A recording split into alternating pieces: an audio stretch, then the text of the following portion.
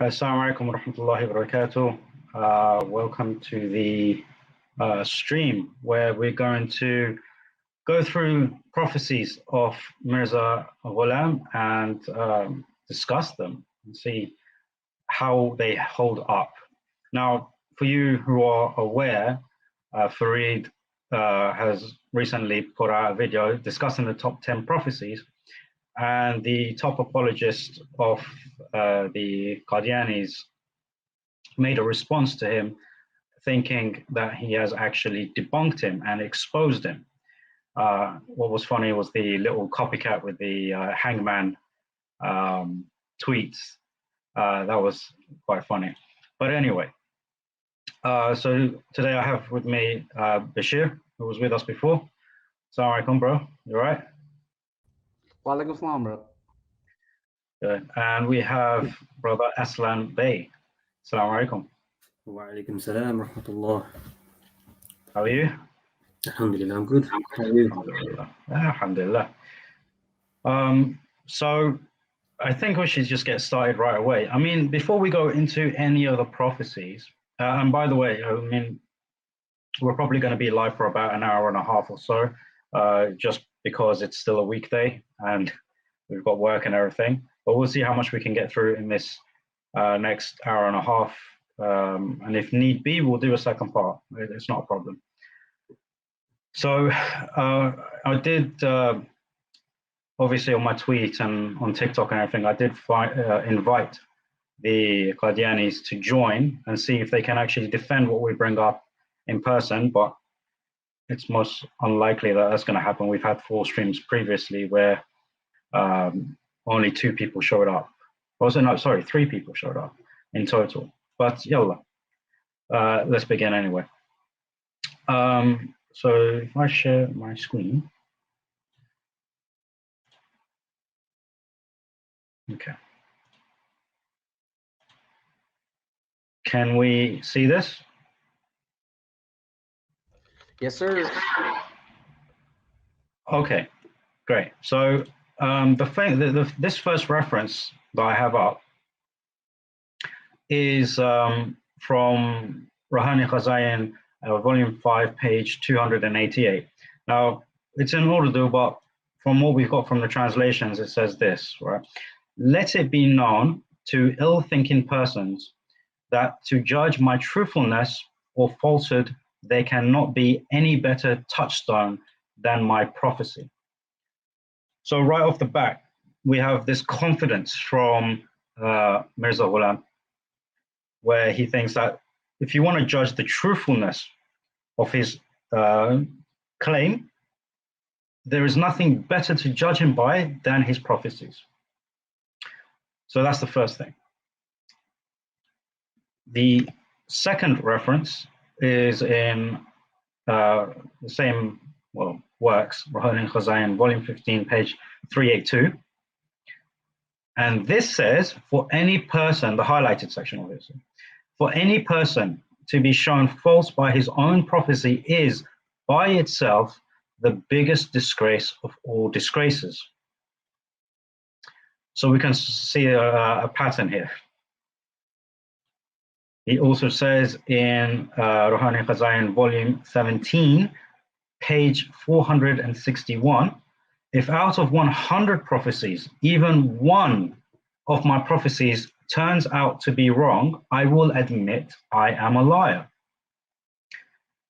And last but not least, in Ruhani Khazayan, volume 19, page 5, he says, it is not possible that the prophecies of a prophet are delayed. So now we have a couple of criteria, right, that he puts out. So the first one is that if it's false, he's a liar. And the second one, that if it's delayed, then it's a false prophecy because it's impossible for the prophecies to be delayed. And obviously in the first 2 references, he says it will be, to judge his truthfulness is to judge him by his prophecy, and that if his prophecies fail, it's a disgrace upon him. So what do you brothers think of this so far?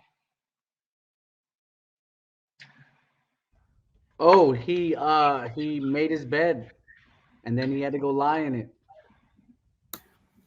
Pretty much. And look at the confidence. Just look at the confidence and the contradictory statements. Mm. You know, and that's probably because he's got some ghostwriters going on. But brother, every single prophecy that he made failed. Every single one. How could you be so unlucky that you didn't even get lucky once? You know, even with the kid, it's a boy or a girl, it's a 50-50 shot, bro. You know, even the statistics. You know, he should have gotten something right. He got nothing right, bro.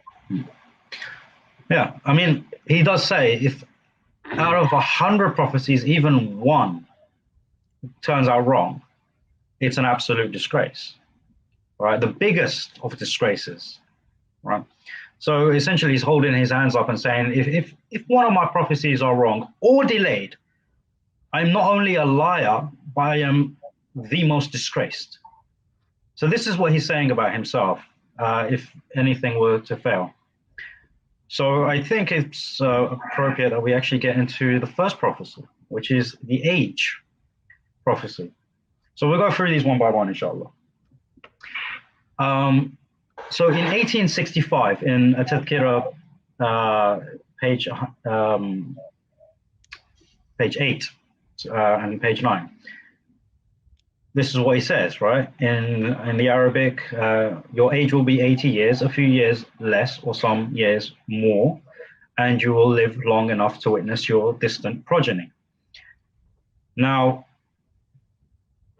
I think this prophecy is actually twofold, right? Now, first of all, we see that, yeah, there is a sort of a bracket, which is fine, because as we see in the prophecy of Rum in the Quran, there is a bracket, right, between this many years and that many years. So this aspect, okay, no problem, right? It's not something very specific. Rather, there's a range, and that's fine. But there's also a second fold to this prophecy where he says, you will live long enough to witness your distant progeny. Now, that's a bit vague. And one of the criterias of prophecy in of itself is that it's quite specific. So even though we have a range here, it's a specific range, right? And he actually specifies it later on, which we'll get to. Yeah, but if I may, brother, what's that noise? That's the echo from Hussein. Okay, brother.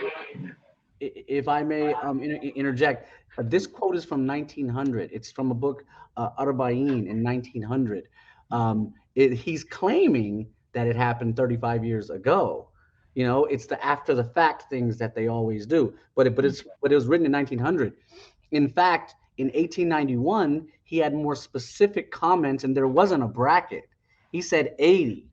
You know, as he gets older, they start saying, okay, maybe a little more, maybe a little less. And then eventually they said 5 years more or 5 years less. So that's part of the rework. So that's sort of the context, brother. And back to you. So, yeah, I mean, like I said, we've got quite a few pages to go through on this prophecy alone. So we just want to sort of zoom in and examine them as they are, right? So like I said, it's a twofold prophecy, right? So now if you're saying that this is an after the fact as well, right? He's saying he will live long enough to witness his distant progeny. Now, when we say distant, how many generations are we speaking about? Grandsons? He did see 3 of his grandsons. Yeah. So remember, from his first wife, 2 of his grandsons, he had already seen them by the time this came out. Yeah. So again, but still, a grandson, is that distant? Is that classed as distant? Not to us. Yeah, exactly. Grandsons are considered one of your closest relatives, right? Because it's literally third generation. And especially in the late 1800s, everyone got married young, so of course you would see your grandchildren. Right. So there's always this question about what is meant about witnessing your distant progeny. So we'll leave that up to interpretation, but for what we know, distant means Great. further. Great, yeah, possibly great grandson, not someone so immediate to you. And even then, that's not really a prophecy. To say that you're gonna witness your grandchildren, it's very likely that you will, right? Especially if you're not going to war or having a hazardous job or anything like that, you're most likely to, you know. And that sort of takes away one of the other criteria of prophecy, is that it's not meant to be likely. The prophecies, in terms of criteria of prophecies, is that they're not meant to be likely. So again, when we go to the prophecy of Rum, it was so unlikely that the Quraysh wanted to have bets against this prophecy. It was so unlikely that the historians who examine the prophecy of Rum realize that there's no way anyone could have predicted that the Romans would have won. They were on the verge of defeat by the Persians, by the Persians, and they turned it around in the time specified. So that's already two criteria of prophecy that is nullified. Specificity, when it comes to distant progeny, what is actually meant by that is very vague. And the likelihood of prophecy, because it's meant to be unlikely. If it's likely, it's just like, oh, well, anyone could have guessed that. But if it's unlikely, it's like, whoa, no one could have guessed that, you know? So it's like if someone says, you're gonna have this. Ooh, do you hear that background noise? No. Okay, maybe it's just me. That's like someone saying you're gonna have a son or a daughter. Well, everyone eventually has a son or a daughter. Most people, yeah. So, subhanallah. Anyway, let's see. Wa alaikum assalam wa rahmatullahi wa barakatuh. We're getting a lot of salams in the chat, and we forget to reply to them. Assalamu alaikum wa rahmatullahi wa barakatuh to everyone. Okay, so that's the first thing. Now, in this book, Nishan Asmani, I think that's in Urdu. Doesn't sound Arabic to me. Asmani Fasla. Yeah. So he says here, these verses also indicate that after being commissioned, the reformer will live for 40 years. While it is well known that Sayyid Sahib passed away from this transitory world just a few years after his advent, it is evident from the Burhani Ahmadiyya that I was commissioned to receive the faith at the age of 40, about 11 years ago, according to the prophecy mentioned. And he says here, it appears that the tenure of my mission will extend to 40 years, and it is Allah who knows best. So this here was written in 1892, right? So 1892, he's being very clear that he started his missionary work, or his revelation started coming to him at the age of 40, around the age of 40. And this was about 11 years, right, ago. So let's do the math. 1892, take away 11. 1881 is 1971. He was 40 years old, right? No. So right. So 1871 is 40 years old. It's 1881. Oh, sorry, it's 1892. Yeah, my bad. 1881. That's 40 years old. Take away 40 years from that is 1841. How is my math so horrible? 1841. So according to this text, he was born around 840, 841, like that, right? So this is according to his own words. So now we have this idea that, you know, obviously we know that the Qadianis say that he was born in 1835 or 33 or something around that, because of what he says about being born on the 14th. On a Friday. On a Friday. He was born on Friday the 13th, is what they say. Yeah, Friday the 14th instead of Friday the 13th. Yeah. No, they claim he was born on Friday the 13th. Well, yeah. Oh, is it the 3rd? No, I'm sure it's the 14th. Yeah, it's the 14th. Oh, let me double check. Yeah, it's the 14th, Friday the 14th, in the Hijri calendar, and this is how the Qadianis come up with this age of, being born in 35. No, brother, I just checked it. Is it They claim Friday the 13th? Friday the 3rd, February 13th, 1835. February 13th, 1835. Right. No, I'm talking about in the Hijri year. In the Hijri year, it's a 14th. Oh, Because that's how they, but it still comes up to 1835 or 1833, if I'm not mistaken. There's 2 dates that they give, 1833 or 1832 and 1835. That's what they say based on what he has written about being born on the 14th of Hijri month. Shawwal. Yeah. So it's either a February or a March, and I can't remember which years or which. February. Yeah, in those. Yeah. So now they opt to go for that and ignore this. So again, selective stuff to force a prophecy to be fulfilled. So the question to the Qadianis is, you have a man who has no idea when he was born. He's very certain in one place that he started at 40. This is the thing. The question should be, which text do we go with? Because we have 2 texts telling us 2 different birth years. But one is quite different to the other. The text that we have in front of us, he's very certain that he started about 11 years ago, right? Now we can say 10 or 11 years, right? We can give him some grace here. But he's sure that he started at the age of 40. So which means he knew that in 1881, he was 40 years old, without a doubt, right? Because he's writing in 1892. Yeah, and he seems to be creating a parallel with Muhammad sallallahu alaihi wasallam being.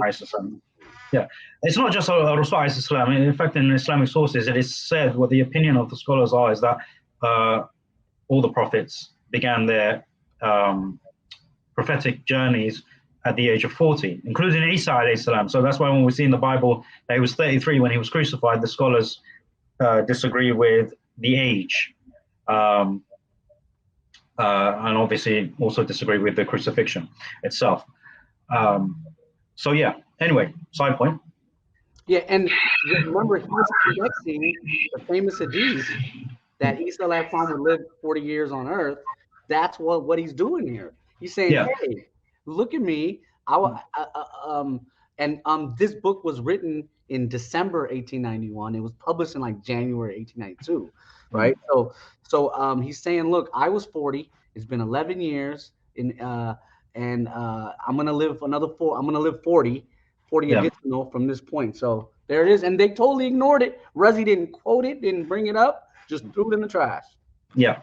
So I mean, it's not just him. It's just any Qadiani that looks at these sources, they would do the same thing unless they were sincere or ignorant. And this is the whole point of this stream, is to show that we actually want to discuss this properly, right? And this is why we've put out the invite to the Qadianis, and inshallah they do show up and do come on and actually speak to us on why they still believe that they're right. Right. So going back to the point, all right, he's very sure here that he was 40 years old when he started. This gives us a fixed year. And obviously, when we go back, we realize it's either 1840 or 1841, because he says he was around about 11 years when he started when the revelations started to come to him. Okay. What about the other texts that the Qadianis opt to choose to refer to? There's no certainty whatsoever.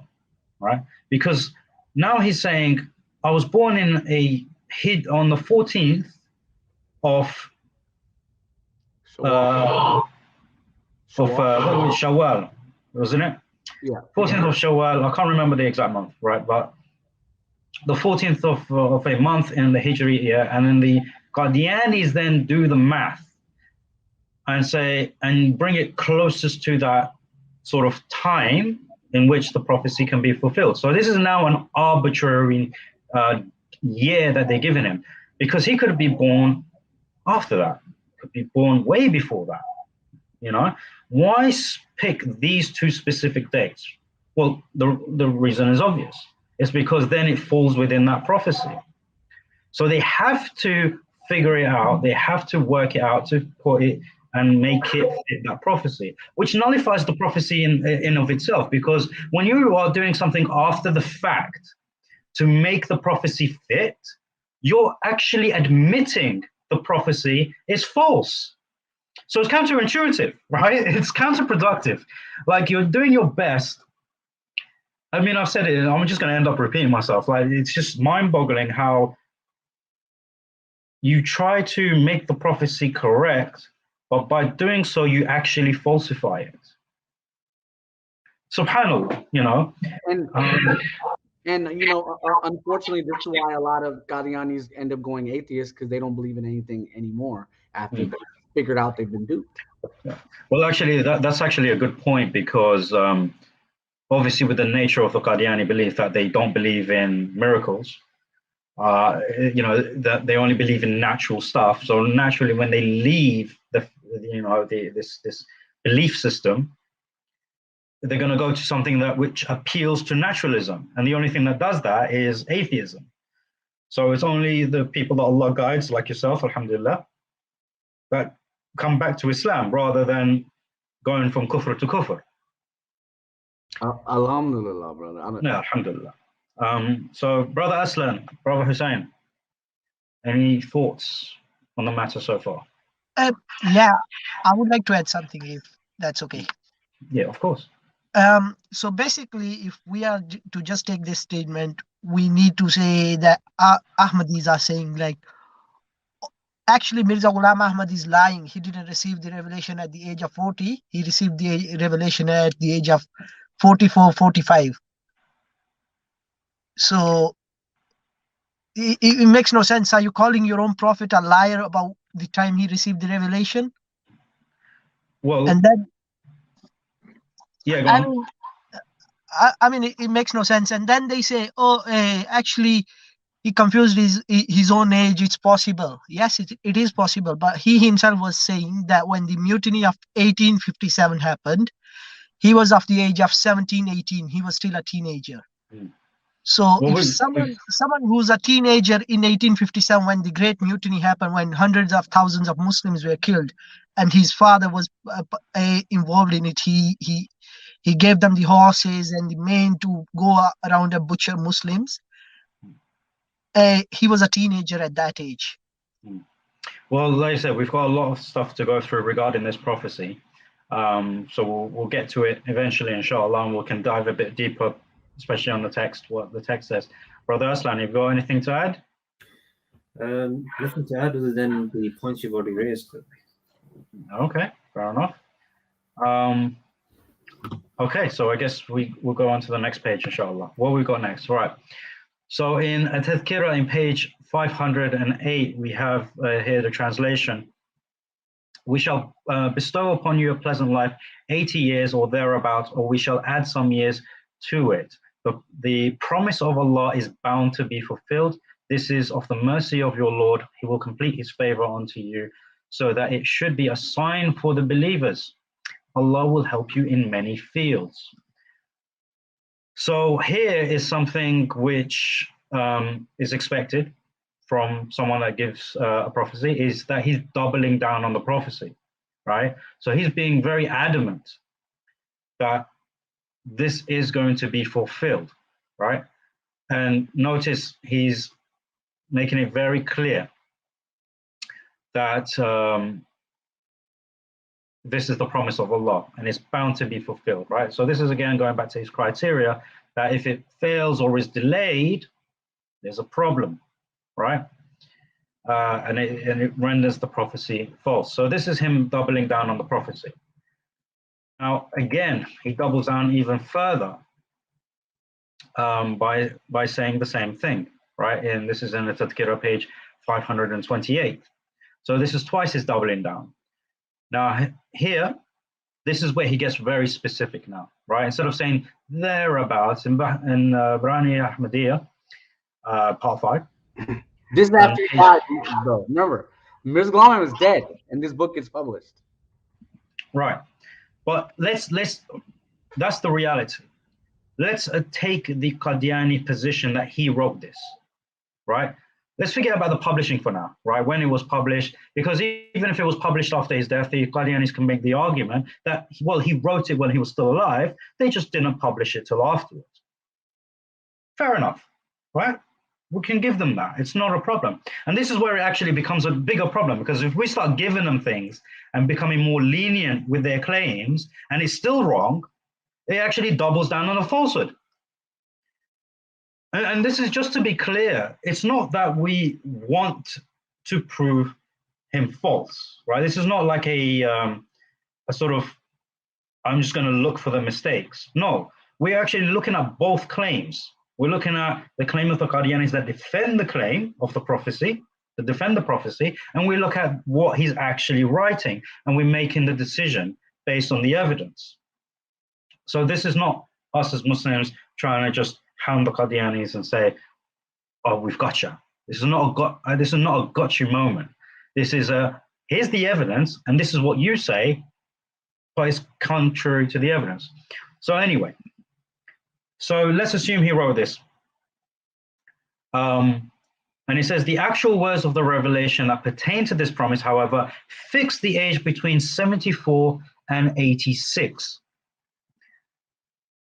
So what did we say so far? If we go back a couple of pages, what was it? In 1892, he wrote that it's been 11 years since into his ministry.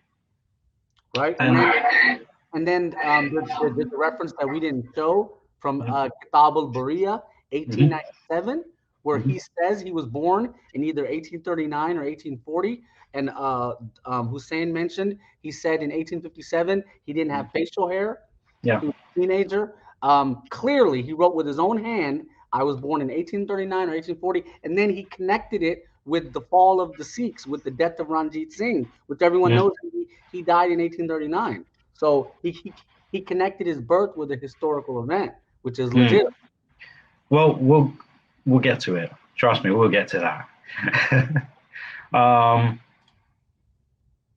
Hold on, let me just. I'm just doing something quickly.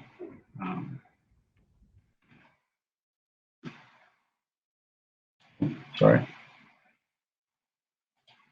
Okay, well. Right. So anyway, all right. So what do we have? We had in 1892.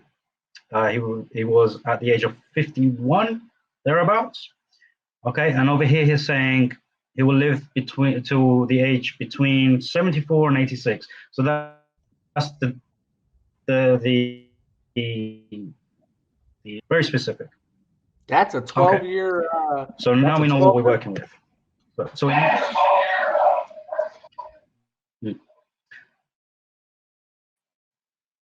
yeah. Now in Ruhani Ghazai in volume 13, page 177, we have this text in Urdu. However, the Qadianis themselves have translated it in the book, The Essence of Islam, volume 4, page 8, where he actually says, I was born around 1839 or 1840, during the latter part of the Sikh rule. In 1857, I was 16 or 17 years old, and I had not yet reached manhood.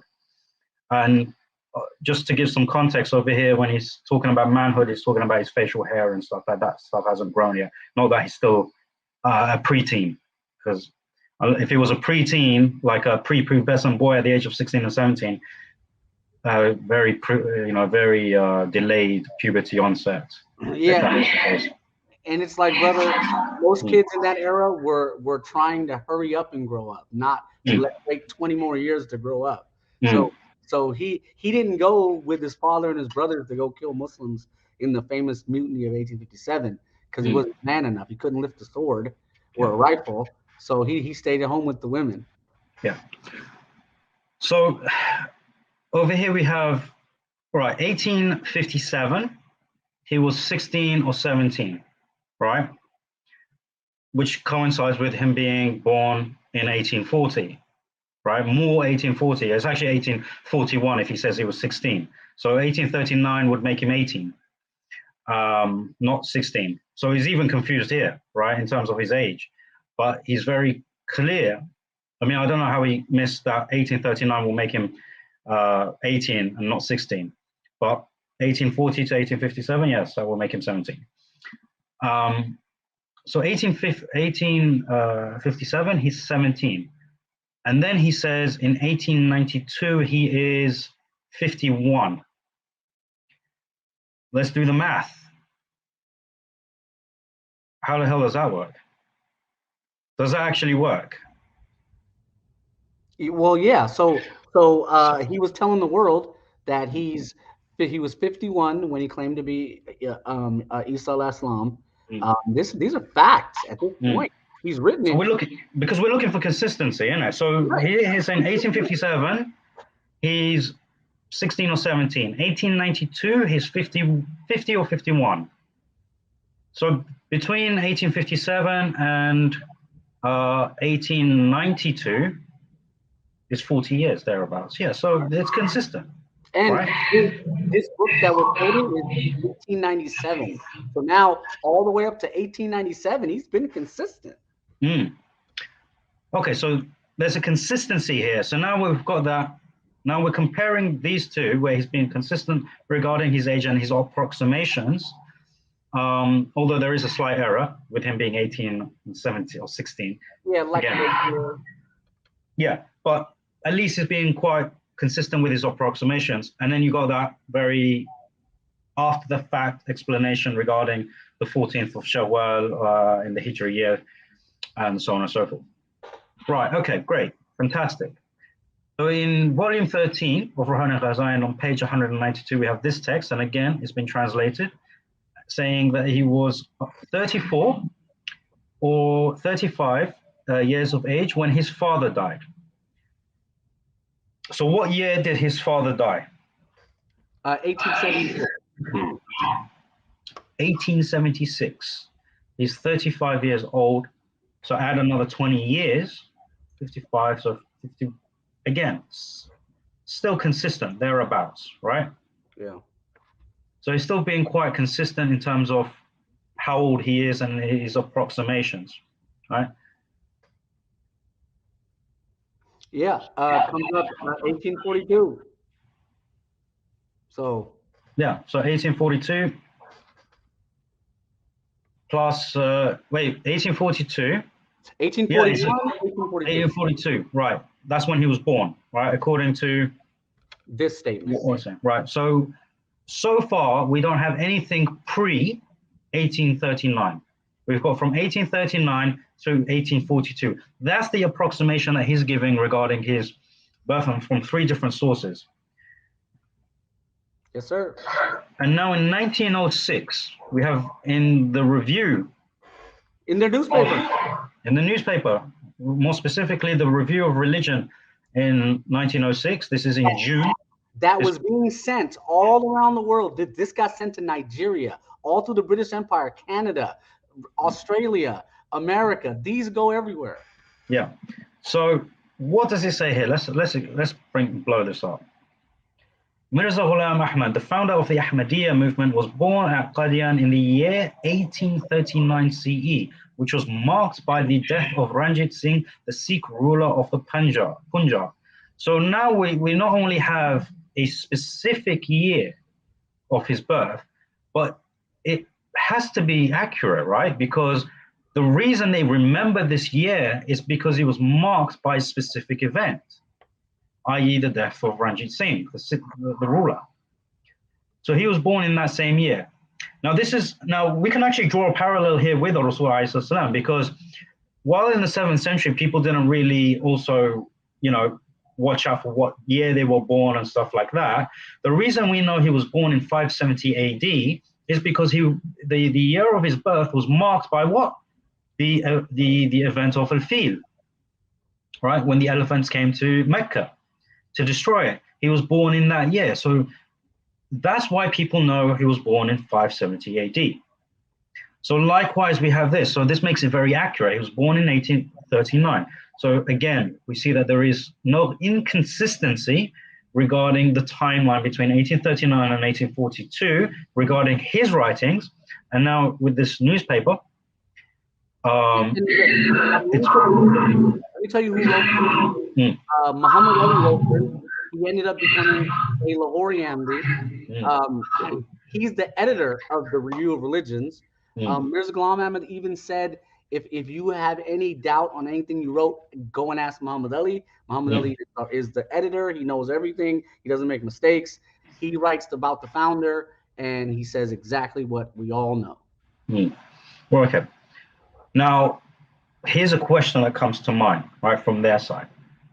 If this is a false prophecy, why did Muhammad Ali become a Lahori Ahmadi? Why? If it's a false prophecy, why did he still believe in him to some extent? We know that the Lahoris don't actually take him as a literal prophet, more so a metaphorical prophet, but still, why even believe in him to that point, to that extent? That's the question they would ask. But surely, if he believes in him, he wouldn't fabricate a date that would actually falsify his prophecy, would it? Would he? So it's a sort of a catch-22, right? What do you do? Do you ask the question of why did he believe? Or do you ask the question as to what does the evidence say? Because a lot of people would still believe in things that they actually prove to be false. For example, for the Christians, we have Bruce Metzger, who died a conservative Christian. He still died a Bible-believing Christian, but he was constantly writing about the corruption of the New Testament, how it was not preserved. So this is how we actually answer this claim. Well, you know, he believed in Mirza Ghulam Ahmad to an extent, maybe not as a literal prophet, as a mujaddid or something, but he was metaphorical, but he still believed in him. Well, so did others. Others also held false beliefs while being true to the evidence. So this doesn't actually help them at all. Rather, what is damning is that this person is writing down a very specific year, 1839. So any thoughts, brothers? I've been speaking a lot. I wanted to add something regarding Lahoris. Whatever our differences is, one thing we have to give them, the books they wrote against refuting Ahmadiyyas on the prophethood of Mirza Ghulam Ahmad Qadiani, we Muslim could never write it. Like the books, their books on Khatm and Nubuwwat are very, very good. So good that they disprove Qadianis, and that's why they're scared of speaking to each other, you know? Like Lahore would wipe the floor with them. There you go. So there's some more details to the rift between them. Yeah. But you know, my only issue with them is the father of Isa al-Islam. Why did they say Astaghfirullah? He had a biological father. I know why they said it. It's because MGA said it. But that's my gripe with them. Yeah. Well, there's some extra information for the brothers and sisters that are watching. Not only into the main movement, but the branch of the Lahoris. Okay. So far we have it's very consistent in terms of what his birth date was, and we know that he died in 1908. So we have between 1839, let's pick the earliest date, 1839 to 1908, right? How many years is that? How old would he be when he died? 69. 69 years of age. And then it might be 68 because the months, sometimes you didn't get to your birthday. Let's say 69. Let's say 69, right? We want to bring it as far back as possible, according to the evidence, so that we have a chance of hitting the prophecy. And then we want to bring it as far late in terms of his death, so he meets that prophecy as well. We're trying to give him as much leniency as possible. And with that leniency, he dies at the age of 69. Okay, so this is what we have so far. And just so that we can repeat the prophecy, so the brother here asked for it. the prophecy. So the prophecy is by Mirza Ghulam is that he would live to round about the age of 80. First is quite vague. He gives a sort of vague range, but then he's very specific with his range, where he says between the ages of 74 and 76. So now what we've been doing is examining what he has wrote, as well as other evidences surrounding his age, and see coinciding with the years that they've been written, and doing the math to see whether this prophecy has actually been fulfilled. And so far, it has not been. Right. So in Barani Ahmadiyya, volume 5, page 217, he's very specific to the date itself in which he's writing. Today is 15th of April, 1905. Okay, so what does this tell us? It tells us that while he's writing Barani Ahmadiyya, volume 5, he's actually writing in the year 1905. But a few pages backwards, still in volume 5, right? And he says that he's now about 67 years old. So in 1905, he says he's 67, which is also consistent because, as we said, between 1839 and 1908, it's 69 years. So in 1905, he's only a year off from his actual death, right? He would actually die at the age of 70 rather than 69, right? According to this. So 70 years. So he's still 4 years off the range that he said he would die at the earliest. What's going on? Right, and this is where they switched it to Hijri. Even though, if you notice, Mirza Ghulam Ahmad never used Hijri, or he never used it to compute his age, or etc. Exactly, he's been using the solar calendar, right? Yeah. Even if they use the Hijri date, they would still have the same issue, wouldn't they? Yeah, I think he gets to 73-ish. I think if they use Hijri. But still, even in the Hijri, it doesn't change the age, does it? No. The only reason they get 73, or 74 or whatever, right? Well, those numbers that actually fit into the prophecy is because the Qadianis, after the fact, arbitrarily choose a date. It is not a date that he specifies. Right. Which means that they know, subhanAllah, this is what it actually means. It means that they know that he fails this prophecy, which is why they need to fill in the gaps for him in his prophecy. They know. Razi knows, brother. And this is why he has never shown up to any of our streams. And this is why he has blocked us. This is why, it's quite actually interesting, because what he's done is the equivalent of, I'm going to push you and run away. Yeah. Provoking. Like, I'm going to provoke and run. Yeah. But this stream is not about him.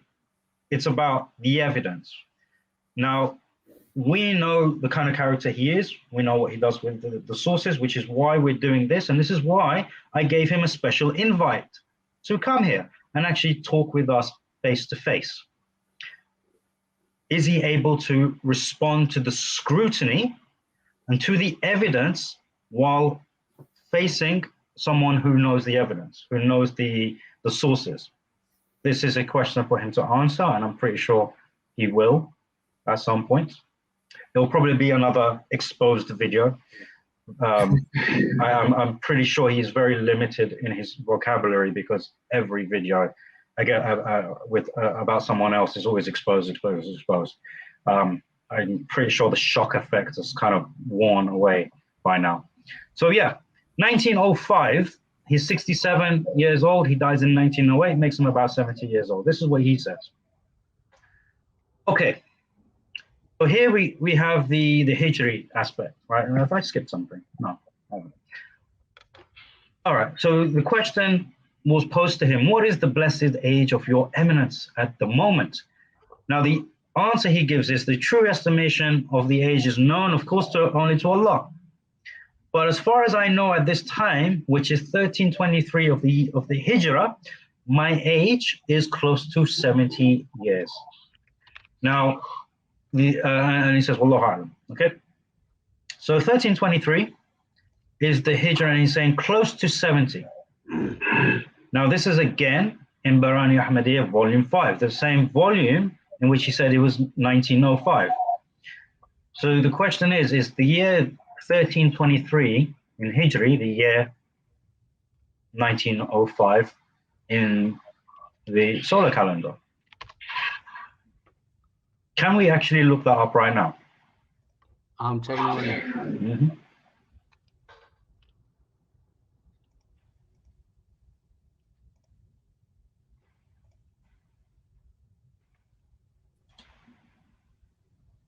Hello. Assalamu alaikum. Wa alaikum assalam wa rahmatullahi wa barakatuh. Brother, my name is Masroor Ahmad. I'm a Sunni Muslim. Okay. Alhamdulillah. Look, am I getting feedback? No, Just a second. you're fine. Just a second. Sure. Yeah, Brother Razak, so 1323 Hijri converts to 1905, 1906. It overlaps those 2 years. So again, consistency. The year 1323, and he says he's close to 70, which is accurate, right? Because he says previously he was 67, which is close to 70. So Mirza Ghulam was never confused about his age. Never. He was always consistent, which is very interesting. You know what? I actually didn't expect that. I expected when we were going to go through this that he was going to be all over the place to such a point that people had to figure it out for themselves. But that's not the case. Right. What we are seeing here is absolute consistency. Yeah. Yeah, It and would take a few years, but yeah. can I Yeah, tell give or you? take 2 years. Can I tell you when they started changing it? And we didn't send you the refs, but in the Review of Religions in 1908, as soon as he died, there's a lot in there about his age, and they immediately started backpedaling. Immediately. We didn't get to that, but it's there. Yeah. I've got a question relating to the age. So when he passed, on his tombstone, did they actually write the date of his birth? No. Ah, okay. Thought so. Yeah. I mean, It's not there. yeah. I mean, which is interesting. I mean, it would be interesting to see if other people around that time that died would have their date of birth written on their tombstone. That would be quite interesting to find out. But according to the evidence that we have from his own writings, he was born in 1839, most likely, latest 1842. So what else do we have? We have this, which was written in 1898, Kashf al-Ghita. As we can see, it's been published in 1898. And he says, I passed my youth in this noble pursuit, and now that I am an old man of 60. Now, this is the only time we see an inconsistency. Actually, no, it's not inconsistency. My apologies. 1898 is 10 years before he died, at the age of 70. Which means we once again have consistency. So the maximum that we've seen so far is that he actually dies at the age of 70, according to what he says himself. Because even when he used the Hijri year, when he was asked the question of how old he is, it corresponded to 1905, corresponded to the age of 67. So, you know, like, subhanallah, what else can we say? Brother Masroor. Assalamu alaikum, brother. Wa alaikum assalam wa rahmatullahi wa barakatuh. I'm a big fan of you, Mr. Yemeni, brother. Yeah, akhi, you don't need to be a fan of me at all. You know, you should be a fan of the ulama. I've seen you first on Wallah. Hamza's Den, and then, the way you present yourself, it's very impressive. Jazakallah khair, alhamdulillah. You know, this is all from, you know, from Allah. This is not from me. You know, Brother, can you give me just 2 minutes? I have a small issue with my Sunni brothers calling, you know, these Qadianis as Ahmadis. Mm-hmm. Can So, I have 2 minutes? Yes, of course. Look, this, you know, why do we call, why do some of us call them Ahmadis? Well, I mean, look, at the end of the day, we have the Ahmadiyya movement. They refer to themselves as the Ahmadiyya movement, right? Or Ahmadiyya. Yeah, they would love to do that, but they're not right doing so. No, we don't believe that as well. I'm just saying in terms of the identity that they give themselves. See, the founder's name is, the founder's name is Ghulam Ahmad.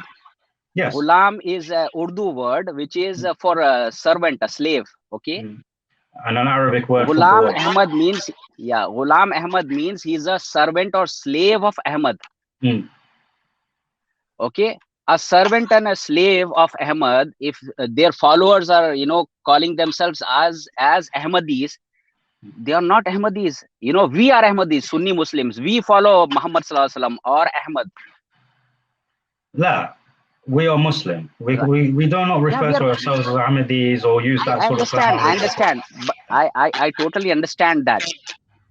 But, you know, allowing them to call themselves as Ahmadis and we, by mistake, calling them as Ahmadis is wrong. Well, if you think about it this way, Akhi, you know, first of all, the Muslims don't allow this. This is why they have actually been labeled as kuffar. We know them as disbelievers. So we don't actually allow this, whether it's Qadiani or Ahmadi, these identities. No, Qadian is fine. He's Ghulam Ahmad Qadian from Qadian place, right? Yeah. Okay, brother, I got your point. The only reason when you're doing dawah, you need to be nice, right? You cannot go to them and say, "Oh, you're a Qadiani." Brother, No, what's wrong? What's wrong in calling a person Qadiani? I'm sorry, Brother Razak. I do get your point, but you need to understand this. Like, if I came to you and I called you, "Hey, Mohammedan," for example, let's talk about this. Let's talk about that. You would feel insulted, right? Muhammadans, you know, I'm from India and they do call us Muhammadans there. Yeah, but so when you're doing dawah, you need to be nice to them. Obviously, once you know they're trolls, just ignore them.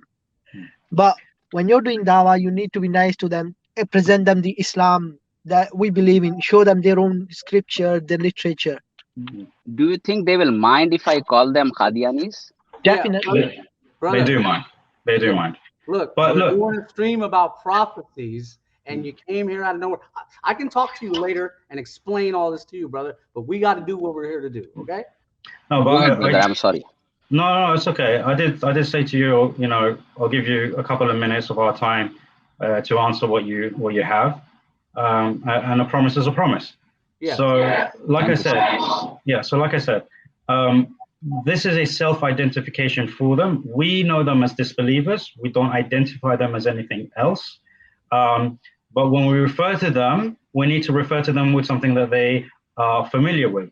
They refer to themselves as Ahmadis. We refer to them as Qadianis, which is not an insult. I do not know for the life of me why they think it's an insult. Brother, can you just add when you say Ahmadi, say Ghulam Ahmadis, not Ahmadi. Yeah, man. Look, you can give advice later, bro. Look, leave your contact information in the private chat. I'll contact you. We can discuss all of this. All right. But okay, thank you. Yeah. Okay. Like I said, it's their self-identification. It's not what we identify. Now, in terms of when we give da'wah to them, sometimes we'll refer to them as Ahmadis, sometimes we'll refer to them as Qadianis, both are fine. However, there is a select few among them who we are harsh with because we know them to be insincere, we know them to be of poor character, and we need to be harsh with them.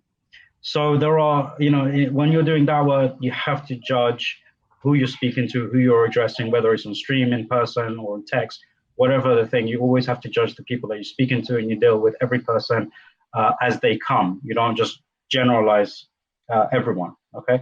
So inshallah that answers everything. Inshallah that answers your question. And barakallah. So leave carry your on. contact information in the private chat so we can talk. Yeah. Okay. Sure. Fine. Okay. Allah. Assalamu alaikum. Wa alaikum salam wa rahmatullah. Okay. Right. Back to where we were. Yes. In this book, he confirms it again. So yeah, in this book he confirms it again, and he's very consistent. Now, Very consistent. brother, in the Telegram app, I just sent you the 2 screenshots from the Review of Religions. If you can pull that up, you will be shocked. As soon as he died, they immediately backdated it to 1836, 1837. Even though they quote newspapers saying 1839, 1840. So there's independent newspapers that are saying 1839, 1840 that they immediately said no. Right. Okay. So I didn't get that on the Telegram. Where is it? I just sent it a few seconds ago. A few seconds ago? It hasn't shown up. Let me refresh. It's the last 2. Oh, I sent it in the wrong one. Hold on. So I knew there was something fishy. Okay. So that's one of them, and these are really interesting because it shows when the rework began, and that's important to understand. As soon as he died, you think there was a guy like Rezi back then too. As soon as he died, they did the rework all night. Right. Okay. So the first thing you sent me, it was in the Review of Religions in 1908. And it says under the heading, the Ali Garb Institute Gazette, where it says, and I quote, "The deceased was an acknowledged writer and the founder of the Mirza sect. Born in 1839 or 1840, he received a thorough education in Oriental sciences." And then it goes on. So even there, it says the same thing. Yep, and then take a look at the second one. I just sent you another one. Yeah. Look how there's an advisory saying, hey, don't believe all these newspapers and the age that they give, the year they give for birth. Okay. All right. So over here we say, okay, so this is again from the Review of Religions in 1908. This is on page 235. And it says, press notices on the death of the promised Messiah. Below we give quotations from some Indian newspapers that have noticed the death of the founder of the Ahmadiyya movement. In reading those notes, it should be borne in mind that the religious prejudice was strong against the deceased leader in certain quarters. We do not intend to criticize these remarks, but we might be allowed to contradict in the beginning the estimate of the adherents of the movement and the probable date of birth of the founder, which may more correctly be placed in 1836 or 1837. So this is what they say. And it actually goes on by quoting the Civil and Military Gazette in Lahore. It says, Mirza Ghulam Ahmed Khan of Qadian in Grandspur district, who died at Lahore last Tuesday at the age of 69, was a notable Mohammedan preacher and the founder of the Qadian sect, said to number 20,000 adherents. And then it goes on.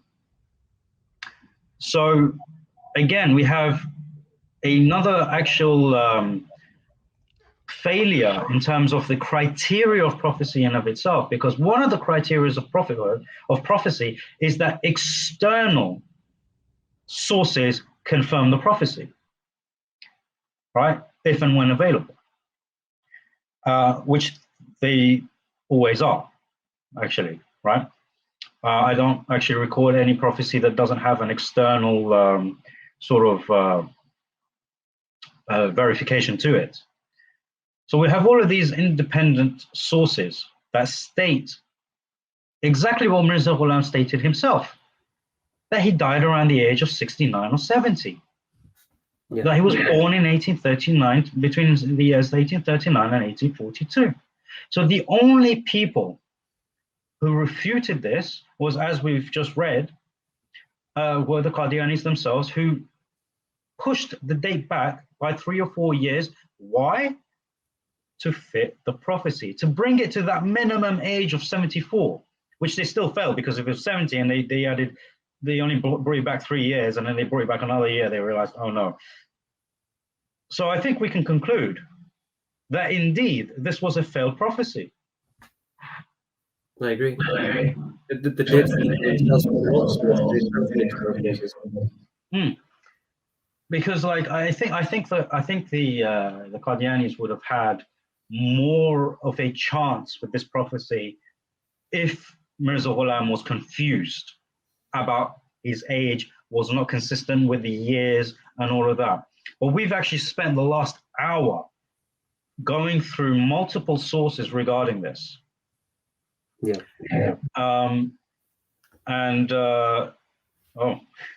Okay. So, and it's all consistent. So as much as he was false in this prophecy, he was actually true to his age. That's true. He was honest about his age. He was honest about the dates he was given. And the proof of that was the consistency. Because as we know, someone who lies about something, they will trip up, inevitably. And especially considering he was writing across several years. This is not like in a span of a couple of months where he could still remember what he said before. This was over a couple of years. Yeah. And yet he was still consistent. So subhanAllah, now going back to the criteria, what did he say? If something was delayed or false, what is he? What would he say he would say about himself? That he was, yeah? Yeah. That he was a liar. He said he will admit he was a liar. But did he ever say that? That he was a liar. Yeah, he never said he was a liar. So not only did he make a false prophecy, he lied about his promise. Yeah. That he would admit to being false. Now, really, we should just end the stream here, right? Because he said, if I made 100 prophecies and one of them proves to be false, I am the most disgraced. It is the most disgraceful thing. Yeah. And I would have to admit, I'm a liar in his second reference, right? And we've just sat here for an hour. We've looked at the evidences surrounding his age, and we've concluded through the evidence that indeed he was a liar in regarding the prophecy, but truthful regarding his age. The man died at the age of 69 or 70. Disgraced. Disgraced. So that's I would like to add something quickly. See, when you said that, even if he got one prophecy wrong, later on he wrote a book in which he says, so what if I get a couple of prophecies wrong? It's actually the one who has most prophecies right is our true prophet. And then he gives up evidence from the Bible saying that 400 prophets at one time got the prophecy wrong, and they needed a bigger prophet who prophesies the proper way. But when you check out the Bible, it's actually the fortune tellers who got it wrong. It was fortune teller versus prophets, and he just turned it all to, oh no, it's actually 400 prophets who got the prophecy wrong. Well, the thing is, I mean, the Bible is sort of in my wheelhouse of things that I've studied, right? And it's actually not the prophets that get the prophecies wrong. It's the authors that get it wrong by misunderstanding what the prophecies are. So, for example, right? No, even the source that it's not talking about actual prophecy. It's actually talking about 400 fortune tellers getting it wrong and the prophet getting it right. Like the 400 fortune tellers say, oh no, king, you will get the victory. And then the king says, no, actually bring the prophet. We'll ask him what he says. And the prophet says, no, king, you'll end up losing and you'll die. And that's what happened. But Yeah. Mirza Qadiani, because he couldn't find any flaws in the prophets, he said, no, actually, you know what? 400 prophets got it wrong, and one bigger prophet among them, he got it right. So it is possible that prophet get the revelation from the devil itself, and then he goes quotes the Bible again. Oh, look, Isa alayhi salam talked to devil, and he almost fell into his trap, whatnot. It's ridiculous. Like, if you're gonna read the Ahmadiyya literature, you will have to accept there's no God. It's better to be atheist than to be someone who follows a God who doesn't know what he's talking about, or whom he said he doesn't know what he's been talking about. Yeah. Well, I mean, this is exactly what we're saying. Because of the sort of belief that they hold initially, when they do leave the faith, the reason they naturally go to atheism is because of the belief they previously held, which don't align with Islam at all. So yeah, that's that. Yeah, you might want to get rid of that. Yeah. Ban from studio. Astaghfirullah. I mean, that's just disgusting. Right. Well, after this, I'll just have to see if I can clip that out of the video. Yeah. So I don't know how to do it. I'll figure it out, inshallah. Yeah. Yeah. All right. Okay. In that case, what do you call it? From now on, any guests that come will have to verify themselves before they come on to the stream. It's just despicable. Okay.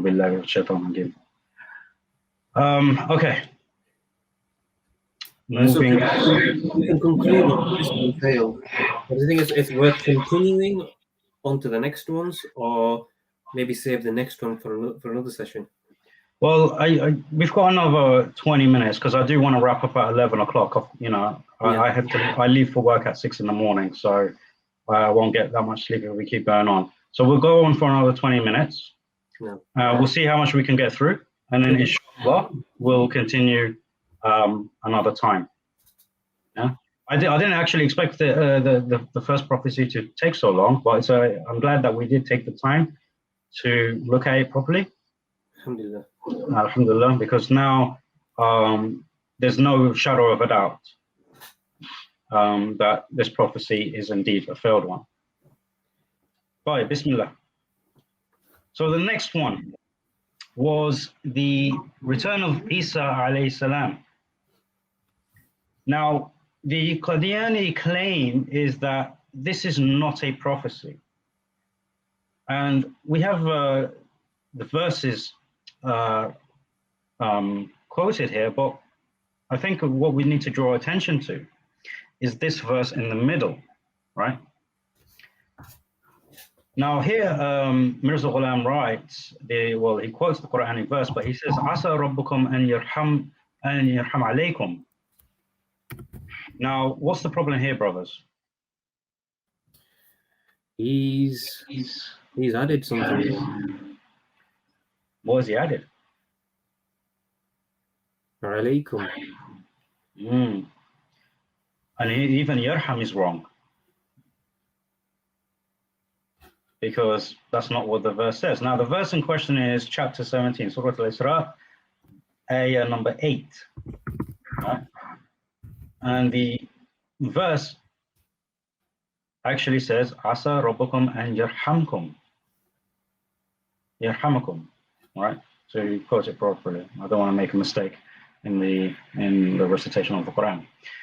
So he's misquoting and changing the verse.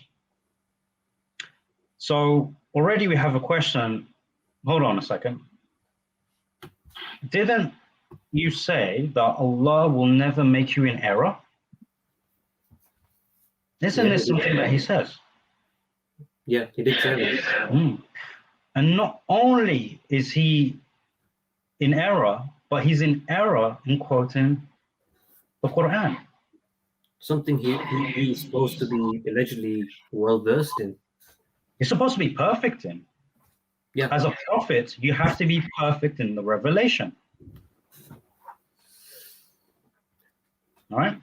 Now, in terms of questioning whether he misquoted it or done it deliberately, obviously we can't know for certain. But still, surely you had copies of the Quran at your time, right?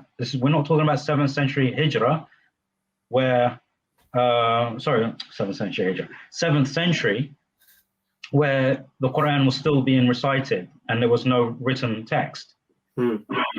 This is, it was only 200 years ago. There was a written text, right? So what is going on? And no one from amongst his followers even noticed this. Yeah. So what we read is that he had 20,000 followers. Not one knew that he misquoted the Quran.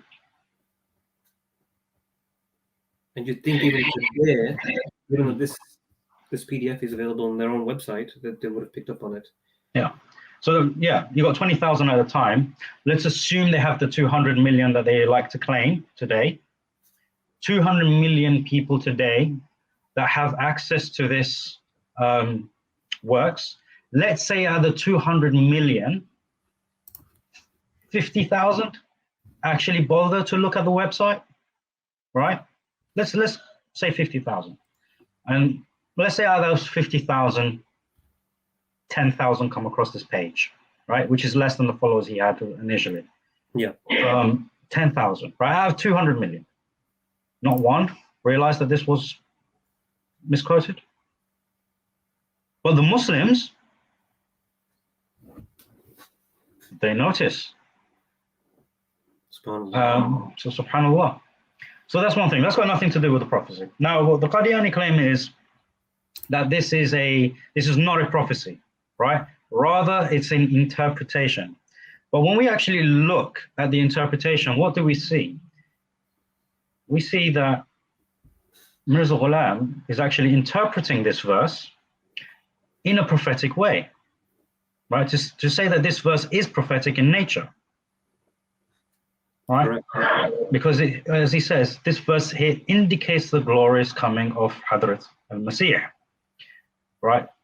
That in of itself is a prophecy, because as we know, Rasulullah also made a prophecy of the coming of al-Masih. No. Now, why is this a failed prophecy? The question is, why is this a failed prophecy? First of all, the verse in of itself is not prophetic in any way, right? None of the scholars prior to Mirza Ghulam interpreted it in a prophetic manner. We've checked this, right? Yeah. So now we have this Mujaddid, this new prophet, that fails a prophecy regarding his age, now telling us a new interpretation of this verse, which has a prophetic nature to it. As we know, just a quick addition. The Urdu, the book in Urdu, it says it uses the word jismani, which means the bodily return. So even he accepted that Isa alayhi salam would return with his own body that he had 2,000 years ago. yes. So because some of the Ahmadis they argue, oh, it's not. But like I said, let's be lenient. Yeah, go on, carry on. Yeah, so some of the Ahmadis say, oh no, it's about a Masih that was supposed to come. The issue with that is, if you read the whole prophecy or the whole page and the next one, you would realize he's making his own comparison with someone else, that is that Masih. And by using the word bodily return, we know that he was talking about Isa alayhi salam that was raised to heaven 2,000 years ago, which is our belief, and which was Mirza Ghulam Ahmad's belief for 60 years, and 50 years, and God never corrected him, you know? Well, here's the thing, right? So we can say, okay, fine, he held a belief prior, and then God, Allah, corrected him on this belief and told him, you are that Messiah. Now, the problem with this is that when Allah corrects Mirza Ghulam, what does that do to Muhammad sallallahu alaihi wasallam? It makes him false. It makes him false, right? Because now he's prophesying that it's the same Isa ibn Maryam that came before him that is going to come at the end times, that he is a Messiah. So for Allah to say to Mirza Ghulam that, hold on a second, you've got the wrong belief here, this is the correct belief, says one or two things. Either Rasul sallallahu alaihi wasallam made a false prophecy and he's a liar, a'udhu billah, or Allah subhanahu wa ta'ala told him something false, a'udhu billah. Whichever way you think about it, it is either calling Allah or his messenger a liar. There's actually a third opinion that I think Mirza Ghulam Ahmad believed in. He said that this fact was hidden for 1400 years from all the Muslims, but that actually contradicts with the Quran, because Quran says this is a guide for the human beings. So the guide can't be wrong, or it can't hide facts, because it says it's a clear guide and there's no doubt in it. Yes, exactly. And not only that, it belies Allah even more, because in the Quran we have the falsification test. If you are in doubt that this Quran is indeed from God, you surely will find within it many errors and contradictions. So for this belief coming from the Quran and the prophecy of Rasulullah that Isa alayhi salam is indeed alive, right? It's actually falsifying the Quran by saying, hold on a second, your previous belief was wrong, you are actually the Messiah, right? Yeah. So whichever way you spin it, what Mirza Ghulam actually ends up doing is belying Allah and his messenger. And in the same breath, tries to call himself a Muslim and tries to liken himself to the prophets by saying he had the revelations given to him at the age of 40. So you're belying the very people that you're trying to be like. And subhanAllah, this is what we've seen. This is the trend that we have seen with the Qadianis, that they are very, very desperate to be called Muslims. As much as we call them disbelievers, they still want to be referred to as Muslims while contradicting the beliefs of Islam. And the only thing they have to say is the hadith of Rasulullah, which says, whoever recites the Shahada and prays like us and eats like us and all of that is a Muslim, forgetting that there are nullifiers, that there are other hadith where Rasulullah mentions nullifiers, regardless of whether you say the Shahada or not. Yeah. Hence, munafiqeen as well. The munafiqeen, what do? They recite the Shahada. They are in amongst the Muslims, but they are the deepest in hell. Yani, subhanallah. And this is something we want the Qadianis to think about. Like, why do you want to do this to yourself?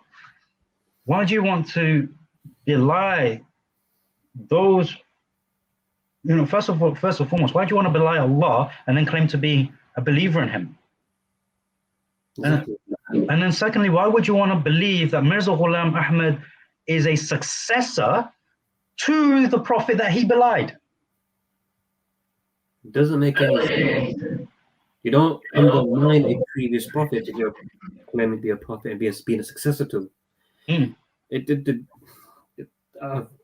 times I'm speechless. Do they not think? Do they not see the kufr that came from this man? Yeah. And like the advice to the Qadianis is, look, in the Quran, Allah subhanahu wa ta'ala, He praises ulul albab, the people of intelligence, the ones who think constantly.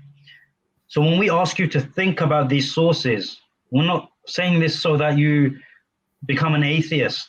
We're saying this so that you become a Muslim, the very thing that you crave to be.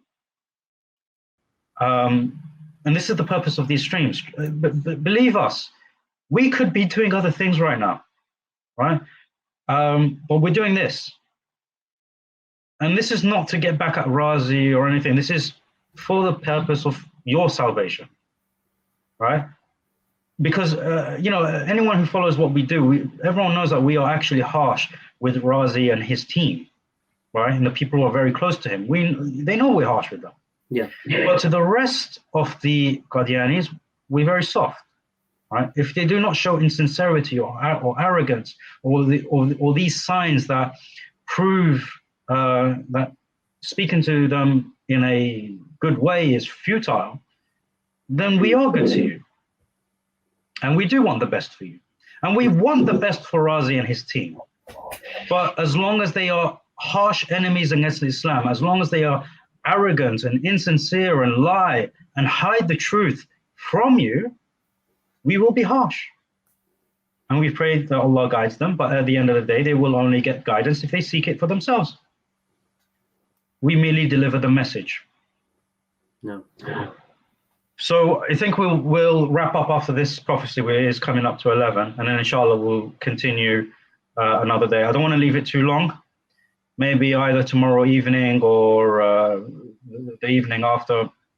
We'll decide and we'll put it out, inshallah. But actually, I think we'll decide on stream so people know, and then we'll put it out. So okay, so here's another problem to this prophecy, right? If he is the prophet, the Messiah, who is to come in the latter days, what messianic duties did he fulfill? Because if the understanding of the identity of the Messiah is wrong, all right, Isa alayhi salam, that identity is wrong. Are the actions that he came with, the things that he's supposed to do, are those wrong as well? No, because we know that Mirza Ghulam actually claimed several things regarding the descent on the minaret, which we now know, well, he built it. Obviously, he died before it was finished, but he built it. Why? Because he realized that the things that the Messiah was meant to do, he needed to do in order to prove that he was that Messiah. So he didn't descend on the white minaret, on any white minaret. In fact, even the one that he wanted to build for himself, he wasn't even able to descend on that. He didn't break the cross. He didn't kill the pig, right? He didn't abolish the jizya. Rather, he wrote that he's abolishing jihad, which is not what a Messiah alayhi salam is going to do. No. Rather, the reason the jizya is going to be abolished is twofold. One is because the enemies will not have that choice to accept Islam, pay the jizya, or be killed. It'll either be, the jizya part will be removed. It'll be either accept Islam or die. End of story. That's the first one. And the second one is that there will be so much wealth on the planet at the time of his descent, is that jizya will not be needed. So it's a twofold thing, right? So this never happened. There was no abundance of wealth, and there was no command from Mirza Ghulam to the disbelievers that he is going to, either they accept Islam or he's going to wage war against them. Rather, he wanted to abolish jihad, which is not what a Messiah is going to do. And for Ya'juj and Ma'juj, well, he interpreted that as the British and the Russian, whereas everyone before him spoke about them as tribes that will be coming out from the dam, which was built by Dhul Qarnayn. And if I'm not mistaken, that is actually mentioned in the Quran that Ya'juj and Ma'juj were imprisoned. I think they are actually, they are mentioned by name. In Surah Al-Kahf. So it's very clear in the Quran who they are. It is not the British versus the Russians. It's a very clearly tribes that existed at the time of the Qarnayn. So this is something way in the past. Also, he's calling to be a part of Ya'juj and Ma'juj. Was he not getting pally with the British? He was. And he was. We look at the hadith. Any report, even if there's a weak hadith, I've not seen any, but Isa al-Islam isn't going to be getting pally with these two tribes of people that are going to come to annihilate everyone. No, rather he's going to take the followers and they're going to flee. Isa alayhi salam himself flees with the believers to the mountain because the corruption that they're going to have is going to be too much for the believers. They're going to be outnumbered as well, and it's going to be the worst. They're the worst people. And this is why Isa alayhi salam actually makes a dua, and this is part of it, right? So Isa alayhi salam is going to make a dua, and these people are going to get killed by birds, birds throwing little, or is it? I think it's actually a disease. My apologies. It's a disease, right? I mean, their neck and they all end up dead. And some big birds, like they will come and they will take all their body and throw them in the sea. Yeah. So yeah, the bodies get washed away. So that there is no trace left of them because their corpses smell to the point where Isa alayhi salam makes another dua for them to be removed from the earth. So none of this stuff happened. So okay, fine. Allah told you that the identity was wrong, which belies Rasul alayhi salam. So, you've already belied one of the messengers of Allah, and if you belie one of them, you belie all of them, right? This is the rule. This is why it says that in the Quran when it speaks about Nuh alayhi salam, Allah says that they have belied the messengers. He doesn't say that they have belied a messenger or belied Nuh. He says they have belied the messengers. So if you belie one messenger, you belie all. So when they belie Rasul alayhi salam, they belie all the messengers. By the way, I wanted to add something very quickly about the second coming of Isa alayhi salam. You know how we say, oh, he will come, he will only offer them jihad or death or jizya, death or Islam, right? Mm-hmm. So interestingly, Ahmadis argue, oh, look, you're waiting a bloody messiah and whatnot. But we found out from Mirza Qadiani's own book that actually I'm also waiting for such messiah who will come and literally fulfill all those ahadith. So even they're waiting for a bloody messiah. And in fact, they go a step further and they say Musa alayhi salam killed babies, killed women, everything, basically affirming Bible. And then they say, oh, but when it came to Prophet Sallallahu Alaihi Wasallam, he would spare the women and the elderly people. And when it comes to Mirza Ghulam Ahmad, who's come with all this brightness, whose spirituality is greater and completer than Muhammad Sallallahu Alaihi Wasallam himself, at his time, all the wars has been prohibited. So you cannot even raise a finger. The Ahmadis later on, they changed their view. Actually, you know what? No, we can raise war when the conditions are fulfilled and whatnot. But actually, he just completely called it haram to raise a sword. Yeah, and we've covered these references in our previous streams anyway. So which is why we haven't brought them here, and we're merely commenting on them because we've already been through it. So the brothers and sisters, if they've seen our streams before, they know what we're talking about. If they haven't, they can go back and refer to those streams, inshallah, because we've covered quite a few things during those 4 streams. So I believe, so let's wrap this up now. So Qadiani say this is not a prophecy. Correct. The verse is not prophetic in nature. However, it becomes a prophecy when Mirza Ghulam interprets the verse in a prophetic manner. And by doing so, and claiming to be the Messiah himself, he belies Allah, or he belies Rasul alayhi salam, and he still doesn't fulfill it because the identity was the only thing that was wrong. Allah did not reveal to him that these actions were wrong as well, that these things aren't supposed to happen from the Messiah, which is why, as we know, he interpreted the things about Ya'juj or Ma'juj to mean the British and the Russians, why he built a minaret, why he abolished the jizya, the jihad instead of the jizya, and all of these things, right? So he fails on so many levels with this prophecy. But and I've already covered them. But what are your thoughts on this, inshallah, brothers? It's interesting that they said that this very screenshot we're looking at isn't a prophecy, even though it clearly alludes to the nuzul of Isa alayhi salam, which is a prophecy. So it's interesting why they decided that this particular one they don't want to consider as a prophecy. As it's the one time they don't want to address, because most of the time they will always bring up Isa alayhi salam. This is the one time they don't want to discuss him, or at least acknowledge that this is a prophecy related to him. So I found that interesting. That's a good point. That's actually a very good point. It is very interesting because it does surround the concept of the death of Isa alayhi salam, and the reason he's not the Messiah to come is because he's already died, and it's actually Mirza, and yet they don't want to address it as a prophecy. Yes.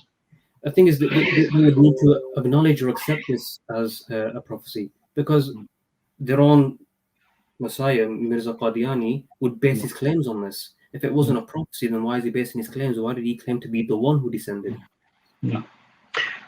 Yeah, and I guess the only thing I left out when I was summarizing is the fact that this verse, in its nature, is not prophetic. So what is he doing? First of all, he's misquoting the verse and then interpreting it to mean something that he actually doesn't mean. And then still failing. So it's a threefold failure. Total failure. Hey, and I'll tell you another failure. In their 5-volume commentary that's on their website, their official English 5-volume commentary, if you pull up this verse, they do not quote what Mirza Ghulam Ahmad said, that this verse is about the Messiah. They You know what? take it out. Let's bring it up. Okay, let me find the reference. Hold on. Yeah. Oh, actually, yeah. All right, let me pull it up. Yeah. We'll bring it up just to show them that when we make commentaries on this stuff, it's not out of the blue, right? We can actually back it up, and it would be very interesting to see now that chapter 17, verse 8, on their website, in their commentaries, they do not interpret it in the same way that Mirza Ghulam interprets it, which means that the Qadianis then belie Mirza Ghulam with this. Yani, subhanallah. So let's do that quickly and then we'll finish. We just posted the link. In Telegram, yeah? Hey, let me see if I can get a screenshot.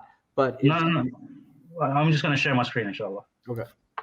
Oh yes, for them it's verse 9, isn't it? Yeah, for them it's. Remember, they're confusing the average guy. Yeah. All right. So let's see. Present. All right. So stop screen. Share screen. There we go.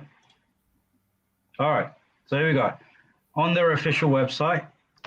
Here we go.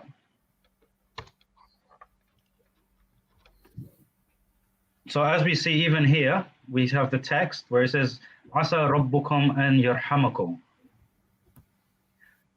Rather, as opposed to what Mirza Ghulam writes it as. So it's not like it was printed in their Qur'ans the same way as his. So it definitely is a misquote.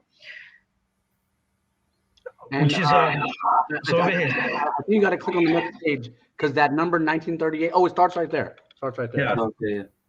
Okay, so 1938 commentary. After speaking of the utter destruction of the Israelites, the Quran in the present verse gives them.